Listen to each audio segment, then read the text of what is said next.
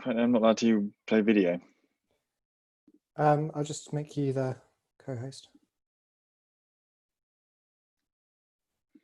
God, this is definitely my first rodeo. Good now? Yeah, thanks, man. Cool. So we are now live because I had to open it up to let you in. Okay. We can you can adapt it afterwards, can't you? So whilst some of the others are joining, everyone sort of started doing account-based marketing? And are you guys here to sort of take it to the next level, or is account-based marketing quite a new thing for you guys?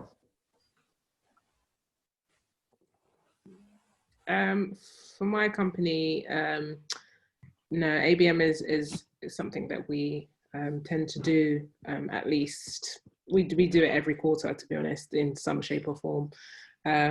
But recently heard about Reach Desk and kind of how seamless their processes are. And now that we're kind of in this COVID situation, virtual roundtables have become a big thing, and sending gift cards and, you know, stuff like that. So we just wanted to learn more about how we could tap into that and penetrate our enterprise, kind of the enterprise space. Oh, fine. Okay. That's good to know, Liz. I'll see if I can adapt things a little bit then, because I think this was more about just learning kind of a new tactic, a new sort of strand of ABM. Yeah. But we can certainly talk about Reach Desk. I haven't included anything on Reach Desk in this. I mean, some of the methods that I've used over the past couple of years is more what I'm kind of touching on. Oh, no problem. I'm sure there's a lot we could learn. So. Yeah, great. Okay. Let's give it a couple of minutes. We've still got a couple of people joining. Hi, can you hear me? Hi, Jenna. Hi, Jenna. Hi. Yeah, I was just going to say from our point of view, ABM is quite new to us. So we started doing a little bit of this kind of last year, but it's a huge focus for us as a company this year, to focus on what we've kind of called strategic accounts. And then from those strategic accounts globally, they've identified a number of accounts per region to kind of focus on ABM for. So yeah, I'm heading up the kind of working group for that within our marketing team. So really just kind of trying to learn some best practices. We're kind of at the beginning of it. It's very new for a lot of marketers and also for our kind of commercial team. So just kind of trying to dive in wherever I can and learn as much as possible. Brilliant. Okay. I think that's a really awesome place to start then. How about we kick things off, and we'll go from there. I had a couple of messages from a few of you this week, sort of saying, look, these are the things I want to cover. And actually I sort of flipped it a little bit. So what I kind of want to do on this is to have almost like a side-by-side comparison. I'll touch on what account-based marketing is and then what I see ABX being. Very few people have kind of heard of ABX, and from my research, there's not a lot out there. So I'm kind of here to spin some ideas, the types of things that I've used over the past couple of years. But let's take it like that. And I've kept this open so that you guys can ask me any questions. So how about we go straight into it, and I can just do some housekeeping and intros, but I think I always like to start with a quick poll. So let's go straight into it. Okay. Can everyone see this screen? Yeah. Yeah. All right. Yes. Okay. So look, so for those of you who don't know, my name's Alex. I'm one of the co-founders of Reach Desk. We started back in 2018. This, as I said, isn't really too much about Reach Desk. This is more about going from account-based marketing to account-based experiences, what I call ABX. I've spent the past 5 to 6 years running account-based marketing programs, previously at a company called Agilic. And it started with more like a focused approach on account-based advertising and emails, and more of an approach that I think has kind of evolved into what we just see as table stakes in B2B. But I'm going to show you some of my ideas, some things I've worked for me in the past, and as I said, ask me any questions you want as we go through this. Okay. So how about we start with a quick poll? Ben, if you wouldn't mind clicking that on, that'd be great. Okay, so just a couple of questions then. What I'd love to know from your perspective is a couple of things really. The first things first, right, is from my perspective, I always ask a couple of different questions when we're doing ABM. What do you think the average increase in the actual annual contract value as a result of ABM is? Is it 56, 112, 176, or 276%? So if you guys wouldn't mind putting your thoughts into that first one.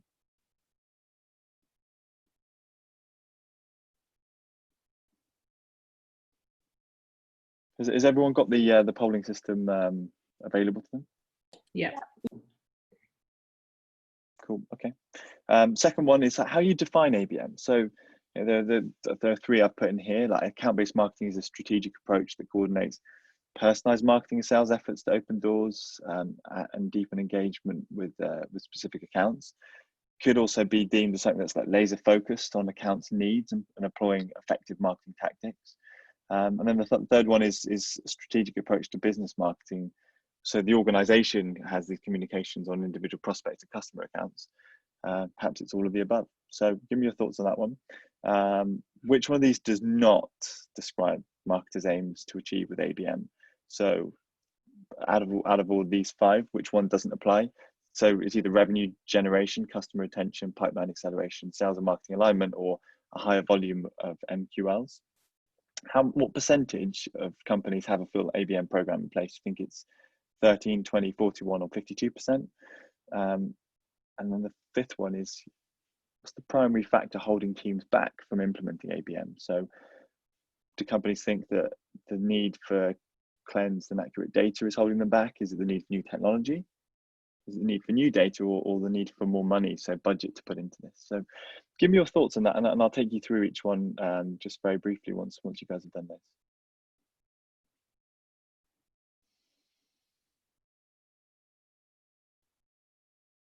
Okay, so most of you are just finishing up on that one. Yeah, it's all anonymous as well. Yeah, fine. All right, so answer the question one is actually 176%. So from this is actually taken from Serious Decisions. The increase in average contract value from doing ABM is 176% on average. If you pull out a whole program, that's generally what you'd see as the uplift from that, which is quite surprising. So it's actually more than 112%, which is what the majority of you guys thought.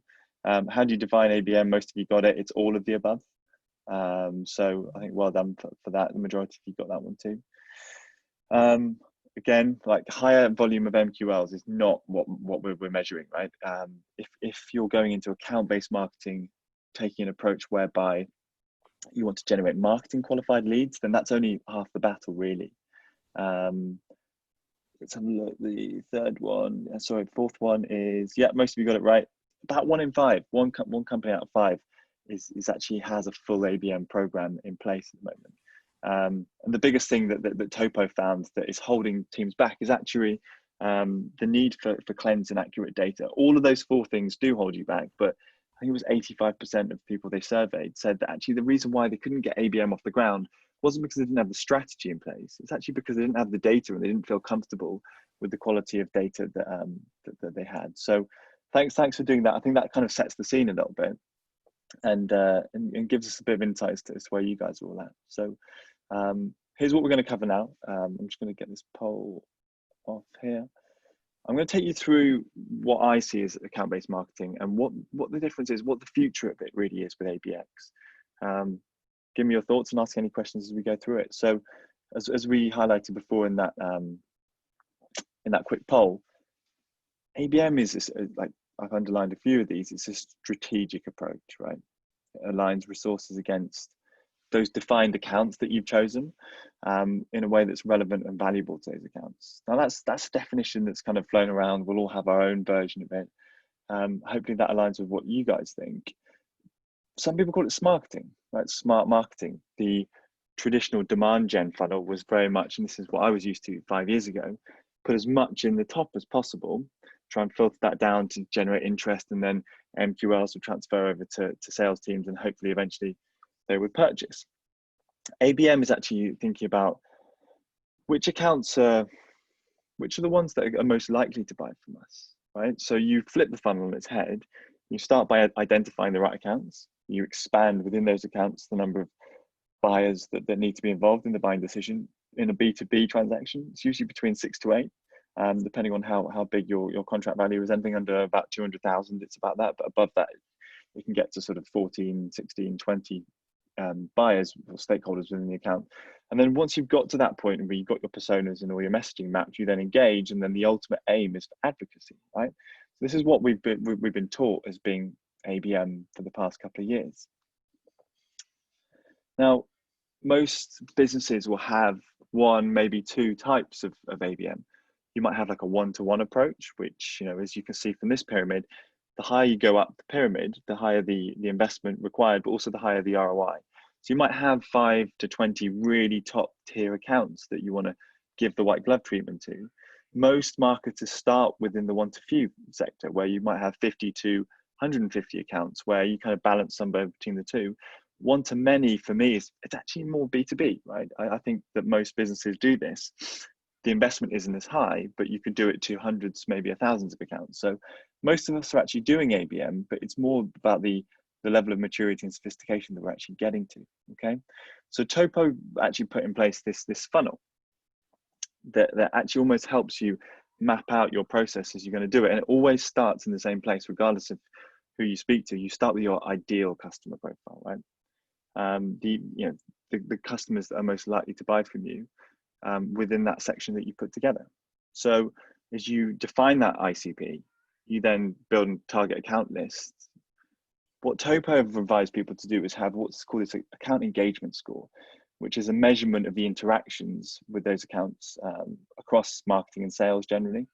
Now, when you get those engagement scores high, then you start to measure them, you start to quantify it, and it starts to become a lead, then actively goes into an opportunity, put it into pipeline, and ideally you get to a point where it's a closed won account. And the bit that most businesses seem to forget about is ABM is also about expansion. You can see that third strand there, that even when you've actually closed those accounts, there's so much opportunity to expand them, to go back into those accounts and almost restart the process all over again. What you're ultimately aiming for is a higher customer lifetime value, right?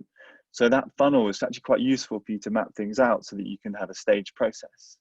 And that's the process I've been using for a number of years. It allows us to be very focused, have certain engagement scores so that we can make sure that they're moving through that funnel and ultimately trying to increase the lifetime value. So the reason why we're kind of here today for me really is about how do we move away from that? Like, that seems to be working quite well, but there are certain things that I feel are missing. You know, there are certain things that haven't quite been addressed yet, and the biggest one for me is experience, right? Within account-based marketing, the M is almost the part of it that doesn't quite make sense, because it should apply to all teams. So I'll show you how that can evolve a little bit, but experience seems to be missing from all the models that we're putting in place. I'll take you through what experience really means to me. Program scalability, right? So all of you answered those questions earlier about data and everything. Now, I think, I can't remember who was earlier saying you're doing it on a quarterly basis. Part of the reason why, certainly myself in the past, I didn't manage to kind of have an always on program is because it's so hard to continue to scale and have it always on. So we'll talk a little bit more about that. The word frictionless is the most important, one of the most important parts of this. How do you almost be prescriptive so that you can think a step ahead and educate your buyers with something that actually makes their experience of interacting with your company really, really easy? Technology is advancing to allow you to integrate this, to measure it a lot better. But finally, for me, it's about how communications are actually consumed. So Ben has just said, if anyone wants to put any comments in the chat, please do. But if you also want to unmute yourselves and ask me any questions as we're going through this, feel free to do so. Okay, so going back to this, ABX is about sort of addressing these sides to account-based marketing. Account-based marketing we can feel like we're doing a really good job at it, and I've certainly been in this boat myself in the past, where we have that focused list of accounts and we work with sales to agree on what they are, but actually it can be very hard to kind of grow beyond the standard approach. Okay, so this is kind of where it starts really. Like, one of the things that really matters to me is that we can't really compete on product or price anymore. For me, experience is the new currency. You can create experiences, you can have serious differentiations for the way that your customers and prospects interact with your brand. Like, experience is going to allow us to really stand out, and it's going to really put the product, services, pricing to one side, and actually allow us to win by creating something that's a bit more human and a bit more personal. All right. Now, the CMO of Marketo said this a couple of weeks back. Experience, the difference for him is, is between epic and an epic fail. You can create amazing experiences, or sometimes they can fall flat on their face. But if you get it right, then experience is what makes you really epic. Now, for me, I've always thought about it in fingerprints. Now, whenever I've run ABM programs in the past, I think about the uniqueness of the individual who's receiving these communications. Right? It's really hard to personalize at scale. I used to sell technology and market technology that was an AI-driven algorithm that allowed us to like hyper-personalize email communications to individuals. So it's really, really personal. That was in the B2C space, but the B2B space is moving this way as well. If you can think about the uniqueness of your customer and the accounts that you're going into, and you overlap them with the communications that you send to them, then you can have a really nice overlap where you create something that they will love, right? That really resonates with them. So this is kind of where I've got to with ABX. It's, for me, it's moving beyond those points I addressed earlier, and actually going on more of a customer-centric outcome that focuses on the end user. And this is really hard. This is so hard, because you're trying to create an experience for an individual that actually allows them to interact with your brand based on that experience, as opposed to product pricing and those other things that we've been used to marketing. Account-based experience is actually going beyond sales and marketing and actually creating an ecosystem of teams. Like, why does customer success not get more involved in these programs? How involved is your CEO? How involved is your VP of sales? You can have an ecosystem of teams that share responsibility to deliver an experience. It actually becomes a lot easier. Now, for ABX, as I mentioned earlier, if you can prompt people with information rather than make them search for it, you create an experience. Think about us as shoppers in this day and age. We want everything to be as easy as possible for us, right? We don't want to have to go and look for things. We expect really fantastic experiences, and we expect it to be almost presented for us. That's the way the B2B world is evolving, where we can start prompting our customers and our audience so they don't have to search for things. It's almost delivered for them. If you can do that, you can help them understand the path to solving their pains. You can be very prescriptive about it. One of the things that I think the mistake I made a couple of years ago when I was starting doing account-based marketing programs is that I always just thought it's about that close one moment. That topo graph I showed you earlier still does resonate. The point at which you close a customer is if you're doing account-based marketing, you'll actually almost let yourself down at that point. If they become a customer and then you don't do anything more, it's 10 times easier to sell to an existing customer. So these should be factored into your account-based programs. And ultimately, what I always strive for is to make things remarkable.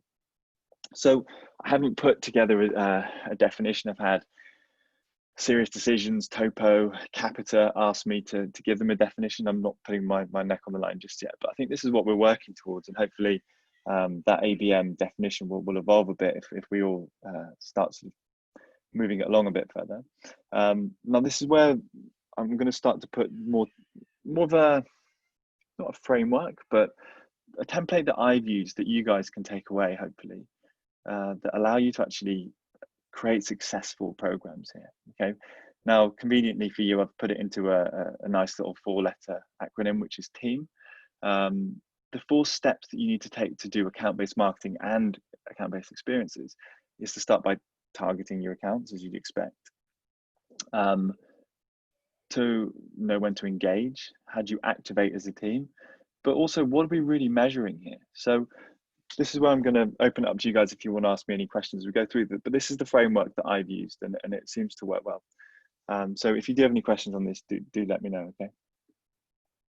All right, so the targeting point is I'd say it's the most time-consuming bit.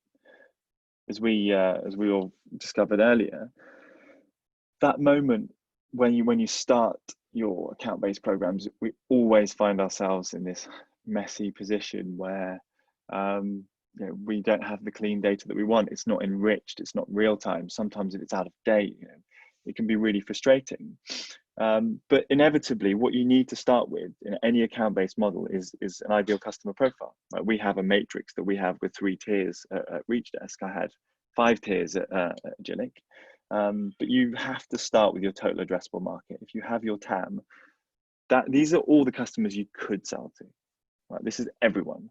And then what you need to do is you need to ignore a large percentage of it. You're probably going to have to ignore about 90% of your TAM to make this successful. And once you've got the ones that have a higher propensity to buy, you need to start looking into technographics, perhaps. This isn't always applicable, particularly if you've got a service-led model. But if you're in SaaS or you sell a technology or something similar in the B2B space, look into the types of technologies that your product is complementary to. So, for example, ReachDesk, we integrate with Salesforce, Marketo, HubSpot, SalesLoft, Outreach, all of those kind of tools. We want to go after the customers that also use those tools so that we know that there's a complementary solution there. So once you've got your TAM, you start to measure the technographics that complements your stack. Then you want to start looking into what are those triggers or compelling events that allow you to engage. Sometimes for businesses, and this isn't necessarily truthful for us, but sometimes businesses have had a big fundraise, or they're hiring, or they've got a new CMO, or certain things will have happened within those accounts that are actually a really good event for you to be engaging with, that allow you to put that in your ICP, so that the moment it happens, you're ready to go. Firmographics is a really obvious one. You'll have a certain understanding as to the size of the accounts that work within those, probably one-to-one, one-to-few, and one-to-many bits of the flip funnel, so that you can say, look, the ideal customer might be between 500 and 5,000 employees that has this much revenue, and you have a lot of firmographic data that allows you to, again, become a bit more laser focused. And ultimately what you'll end up with is those personas, right? And then when you get all this together and you map it out, then you can actually there are lots of data sets out there that will help you crunch it, but then all of a sudden you have that target account list.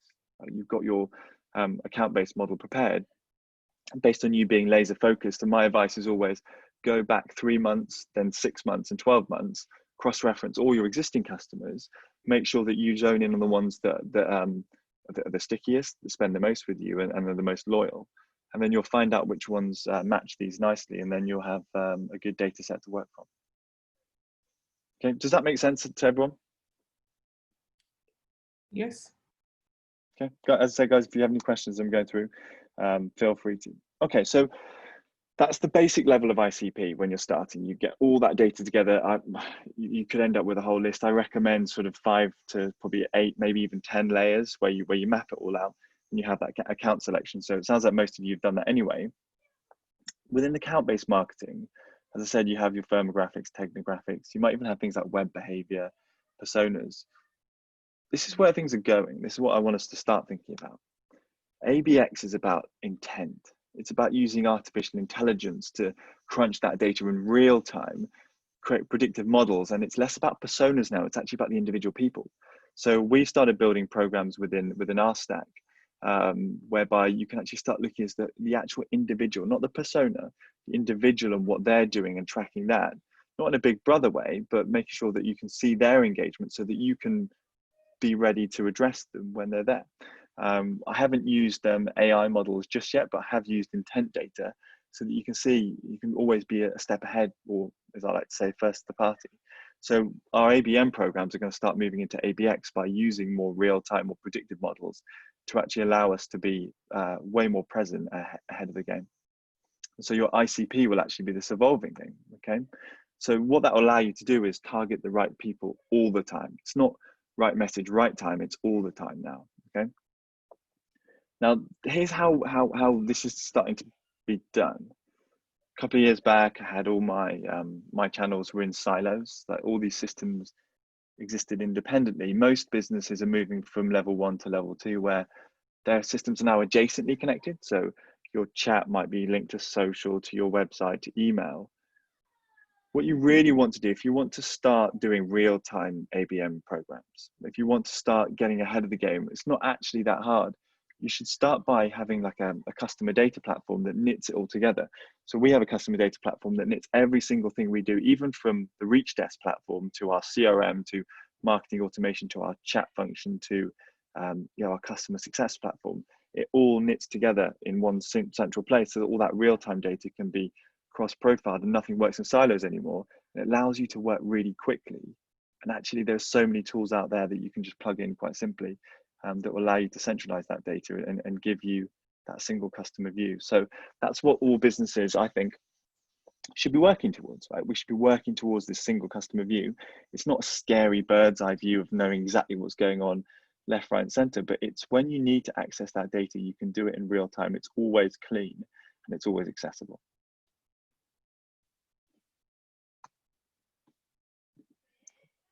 Right, so I've actually flipped it slightly. I know I said it was team. I decided to do the activate thing. Now, this is a photo of birds flying in flock. If you can imagine this is your team, there are multiple players, but we actually, when we get tired or we get to a certain point in the journey, the bird moves to the back and someone else takes the lead.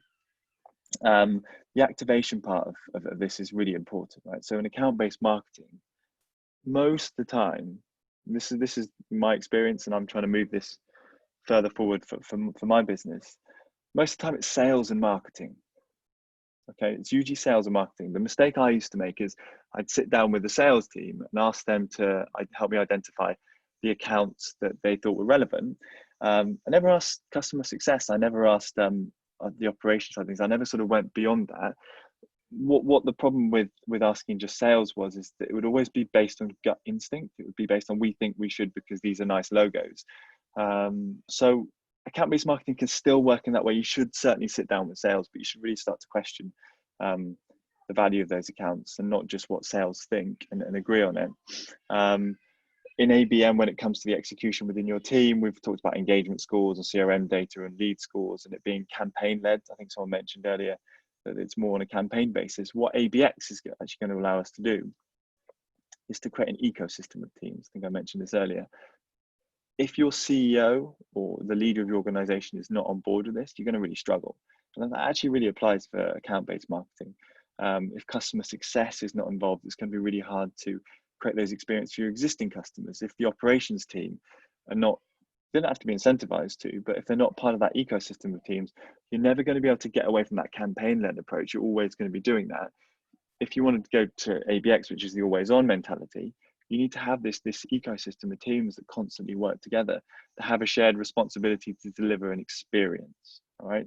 That has a single customer view access of their data using predictive scores. And as I said, it's always on. And this is the difference, right? This is what's going to allow us to, if you buy into account-based marketing, then you buy into the fact that your velocity of deals is going to be high, your average contract value is going to be high. These are the large accounts that you're going to be accessing. So having an always on approach is what we're trying to aim towards in the future. I certainly still run campaigns. I'm not saying campaigns are bad, by the way, but this is what we should be aiming for. I think probably this time next year, we should have these always on campaigns going. This is the future vision of where I see things happening. Okay. Now, I mentioned this before, and I show this to my team, right? I always see account-based marketing and ABX, it doesn't matter which one within this mentality, but I always see it as a car driving in the around a track. We're all trying to get it over the finish line, but there's so many components to it as it moves, right? We've got almost the most important person at the top right is the CEO. As I said, if your CEO doesn't buy into this, sometimes it's going to be hard because they're going to want quick wins and they're going to want to know when the results are happening. And ultimately what we're trying to drive is revenue. It can be really, really hard. So the CEO needs to be bought in. You have your SDRs who are the fuel and that bit at the beginning where they're sort of the first interaction you'll have with the brand. Sales and marketing ops are working in the background. They're changing the tires. They're making sure that the machine is still working. It's well oiled. You've often got marketing with the headset on, coordinating a lot of this and bringing all the different members to the party together. Sometimes sales is driving, but then sometimes sales needs a rest and then CS will drive. So if you think of it as almost a NASCAR team, where you have this cross-functional unit that's making the car propel forward, and have that mentality internally that we're all trying to get the car over the finish line, it doesn't matter who's driving, then that seems to be the mentality that works, because you have this cross-functional team and it shouldn't just be marketing and sales together. It should be the wider organization that really helps you. And when you get that nailed, then you see some fantastic results really quickly. Now, going beyond that, what we're aiming towards is, rather than us doing the labor intensive tasks that we're doing nowadays, artificial intelligence it's no longer a myth. Actually, as I said, I used to be involved in AI technology that helped retail. Right? It could crunch billions and billions of bits of data so that we knew exactly when to send which message to which person, on the right channel. And this is becoming part of the play that is happening in the B2B space. We're starting to see artificial intelligence become this useful object that allows us as humans to do what we'd like to do, but 1,000 times the rate. That's all it does. It's not a scary object that is going to be poking into corners of our CRM and finding bits of personal data. It just allows us to do things faster, more efficiently, so that we can get on with our jobs and do the creative things that it can't necessarily do for us. All right, now this is my favorite part, which I've kind of left for a little bit later. So I'm going to take you through some examples of things that I've found and seen. Some of them I've been part of, some of them I've just dug out of the internet. But this is that point, right? You've got your ICP, you've got your framework in terms of who you're going to be going after. You have your cross-functional team, they know exactly what their roles are. Now it's actually time to kind of allow the rubber to hit the road and actually engage. So ABM has often involved these 6 channels. Some people will only use 2 or 3, it doesn't really matter, but the key channels for account-based marketing have been across email, phone, direct mail, ads, roundtables, particularly for executives. Video is becoming a bigger play, using sort of a multi-channel approach to go after those accounts. ABX is starting to, as I mentioned, experience is the new currency. So it's starting to push things a bit further, right? So you have custom video, unique content. I've put comic books, Big Macs, AR and VR, custom gifts, immersive experiences. These are the things that marketers are starting to do. When I used to speak to my CMO previously, I always wanted to do these things, and I always get very jealous about what the world of retail is allowed to do. We look at Apple's advertising, and it certainly used to make me feel quite jealous. I think, well, why can't I do those things? And actually, she said you can. You just have to think outside the box, and you can't just treat B2B as this siloed example. We should start doing the things that change the way our customers feel. So I'll take you through a couple of examples. Now, I'm not sure if any of you have used anything like this before, but this is something that Snowflake did for Uber, right? It's essentially, they created a lot of custom areas. This is just one component, but they had their whole website and content experience designed for Uber that was sent to execs at Uber. It had case studies, it had video, it had reports, it had Gartner reports, it had so many different things. It had messaging around Snowflake loves Uber and should come together.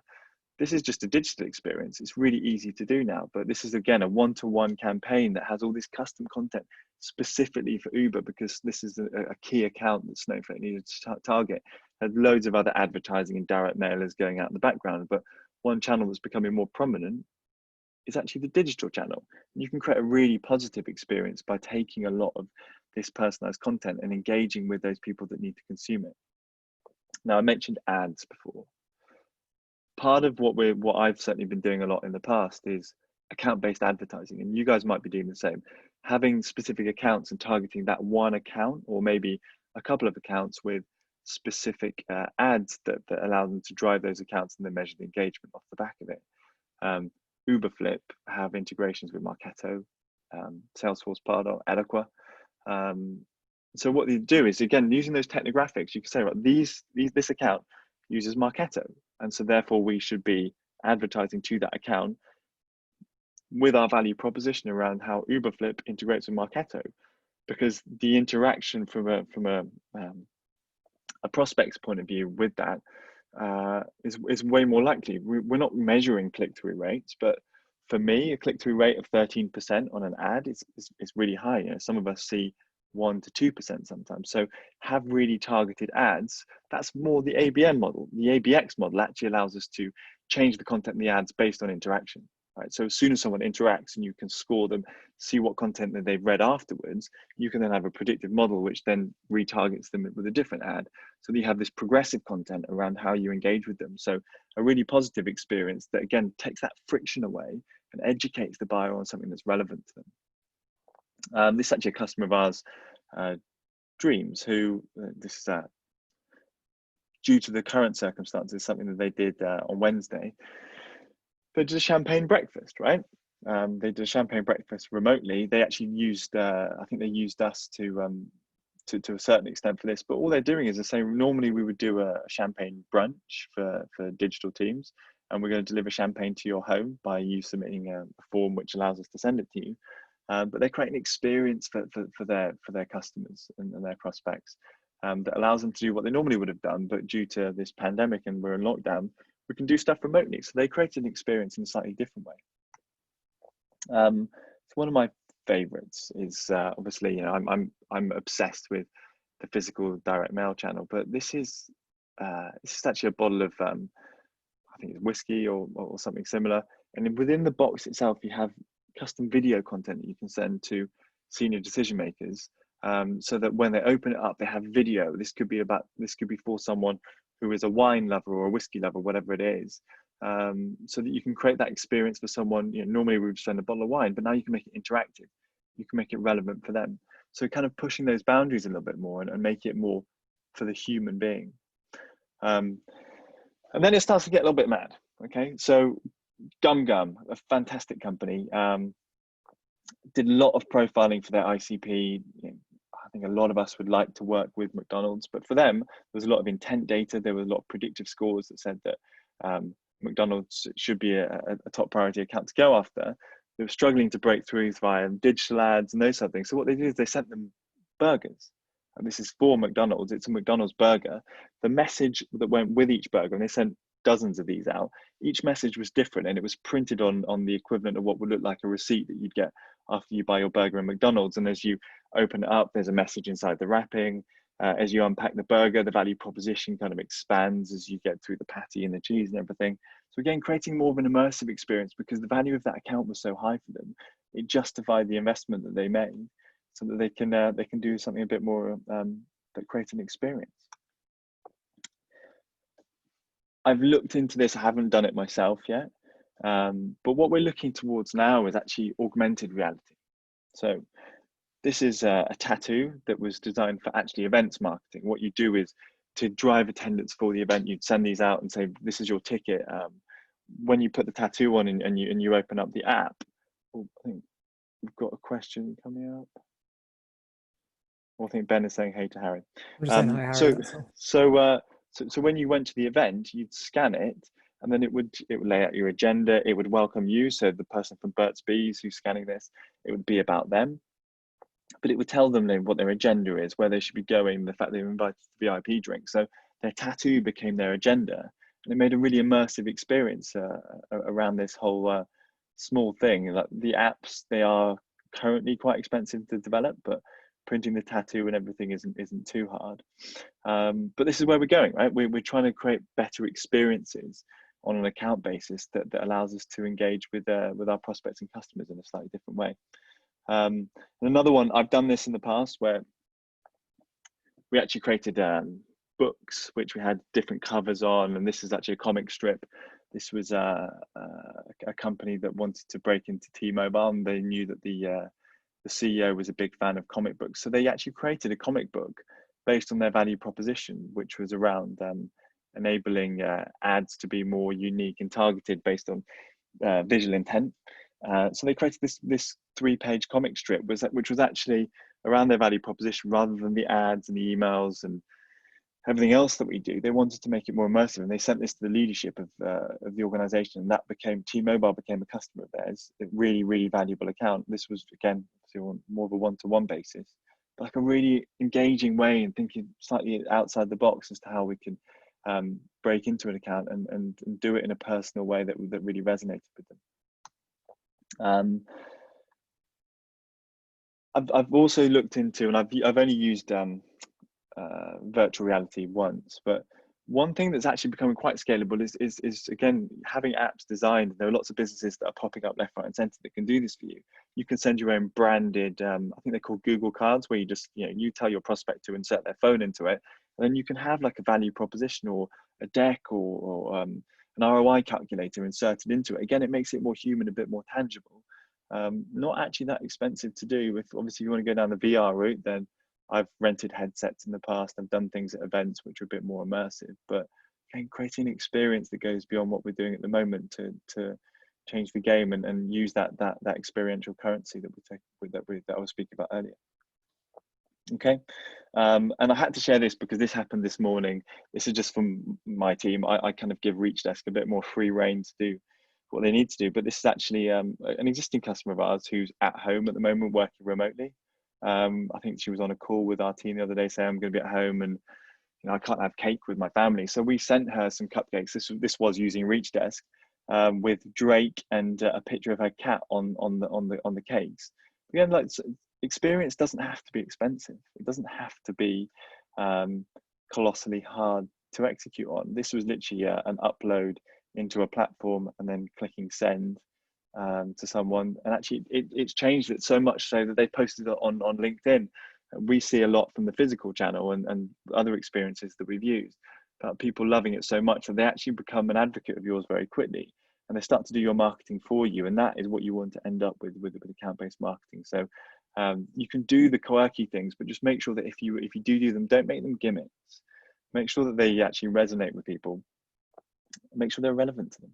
Okay, so that was the final one I wanted to share from an execution standpoint. Again, these are just inspirational ideas. If you want to do another workshop with me, I know this isn't over yet, but on like actually just executing the basics of ABM, then that's something I'm going to be doing in a couple of weeks. But this is kind of those future ideas. All right. So the final bit within the team framework is the measurement. When I started doing account-based marketing 5 years ago, we were measuring the wrong things. Okay, it's very, very tempting to kind of take some of the methods that we'd used before, MQLs, form fills, downloads, follows on social as things we're measuring. Actually, what you want to be doing is you want to be measuring the really important things. This is where ABM and ABX really align. There's no difference here, really. It is about measuring revenue. It's not about opportunity revenue generated. That's a KPI now in account-based marketing. Ultimately, it's about the closed won revenue, how you're influencing the conversion rate. What's your retention rate on your existing customer base now as a result of your account-based marketing programs? What's the velocity of the deals? How quickly they're moving through the pipeline? What's your customer lifetime value increase? These are the things you should be measuring when you're doing account-based marketing and ABX. Obviously, engagement I've put as an asterisk because it's a score. It's just something that you should be scoring on as you go so that you can iterate on certain things. But for me, these are the 5 things, and I've spoken to the guys at Terminus, I've spoken to all the other ABM businesses out there, and they agree it should be around these metrics. You don't have to pick all of them, but you shouldn't be picking certain things because they do turn into vanity metrics quite quickly. These are things I used to measure as part of my account-based marketing programs. I had an attribution model in place, but it was around form fills, website visits, content downloads. I've put these as vanity metrics because they're still relevant for marketing. Of course, we're not saying throw these out the window at all, but for account-based marketing, you should be focusing on those 5 before, because that's ultimately what we're aiming for. Okay. Now, I had a couple of you message me beforehand about the types of things that I measure. As I said, those are the 5 things. I don't measure anything as the output version of what we're trying to do in account-based marketing. You can measure how many people are filling out forms. For me, I stopped gating content about 4 years ago. Right? We don't unless it's a one-off here and there. But generally speaking, all our content is ungated. You can start putting the systems in place behind where you can start profiling your accounts, so you can track who's been visiting from the account level. You shouldn't need to gate as much content as we used to. We as consumers, I certainly don't insert my details into many forms unless I'm signing up for something. So the reason why these metrics are becoming less and less prominent is because we as buyers in the B2B space and your customers and buyers don't want to be measured on this basis. They want to be treated like people. They want to be treated like humans. That's why we're sort of calling these vanity metrics from an ABM perspective. But of course, still measure these things within your day-to-day marketing because they are important. The final thing for me is just to kind of summarize, really. People buy experiences, right? They buy far more than our products, our services, our pricing. They buy from people, right? So if you can align your marketing to create experiences that allow your people to be more human, then I think this is going to give you a way better chance of winning, because experience is the new currency. It's not about the way we've been doing it before. Start thinking about the future. Everything you do with an account-based program, think about the experience you're delivering, because I think that's what's changing the game. That's what's certainly working for us over here, and it's what the guys who I work with in the industry who are ABM experts are starting to move towards. If we can move from ABM to ABX, I think we'll be in a way better position. It's really hard at the moment, but the right technologies and the right tactics are coming to play that allow us to create better experiences. So look, that was everything from me, really. Hopefully that team framework will help you align a little bit more. Hopefully you've got a few more ideas as to types of things that can change the game from an experience point of view. But I'd love to open up to if anyone has any questions, or even if it's nothing to do with what we've just discussed, like feel free to ask away, and we can dive into it.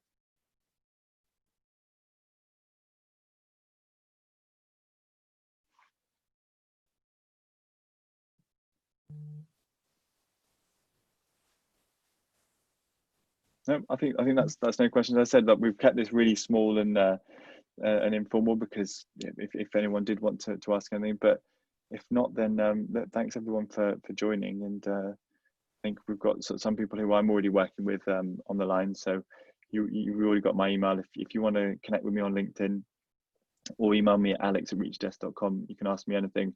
I'll be sending out something around kind of going back to the basics of account-based marketing in a couple of weeks' time, and we can pick it up there if you want to join that. Awesome. Cool. Thanks for putting that on, Alex. And everyone, enjoy your lunch vouchers. I know it's a bit late for lunch, but have a great weekend. We'll be in touch, and yeah, just let us know if we can help in any way. Thanks a lot, everyone. Thanks. Thank you.